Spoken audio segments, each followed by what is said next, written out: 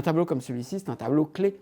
C'est un moment où on voit cet artiste passionné de paysage, passionné de lumière, passionné de nature, faire passer avec cette aisance, cette maestria qu'il a, les émotions qu'il ressent devant la nature.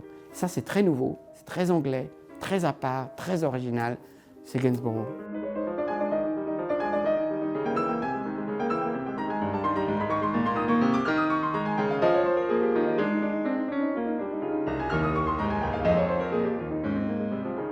Nous sommes en 1770-75, on est vraiment à la naissance du paysage anglais. C'est pour ça qu'un tableau comme celui-ci est si intéressant. On est au moment où le paysage se constitue.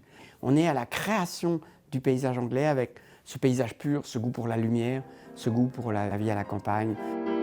Il part des paysages hollandais avec une brave scène pastorale, une chaumière, des vaches, à la Albert Cuyp en fait. L'artiste que les Anglais collectionnaient et qui valait tellement cher en Angleterre à cette époque, c'est Albert Cuyp. Et dans des tableaux comme celui-ci, l'artiste apporte vraiment des touches anglaises. Les Anglais s'y reconnaissaient, ils reconnaissaient ces toits, ces clochers plats des églises dites normandes en Angleterre, avec des personnages en costume anglais, avec ces chapeaux plats qui sont typiques de l'Angleterre. Aussi le fait que nous sommes en plein été, bon, il y a quand même de la fumée dans la chaudière, donc il fait froid. On est dans l'Angleterre profonde. Et il a cherché justement à rendre la beauté de cette vie pastorale pour une Angleterre très aristocratique, mais très attachée à ses racines rurales, qui cherchait à retrouver dans ses maisons à Londres les plaisirs qu'elle avait connus à la campagne. L'Angleterre qui découvre la nature, l'Angleterre qui va créer le paysage. Et c'est là que Gainsborough il va annoncer Bonington, Turner, tout ce qui fera la grandeur de la peinture anglaise du 19e.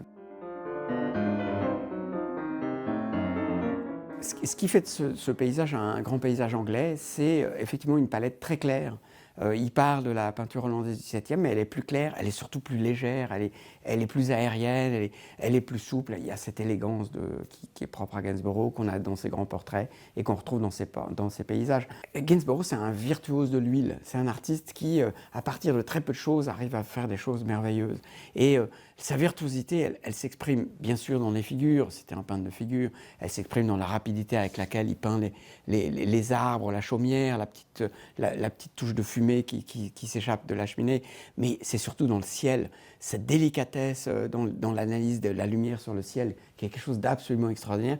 Et vous remarquerez qu'il s'est servi du fond. Il se sert du fond pour donner la profondeur du ciel. C'est un tableau qui est peint avec une délicatesse, un raffinement, une maestria tout à fait extraordinaire.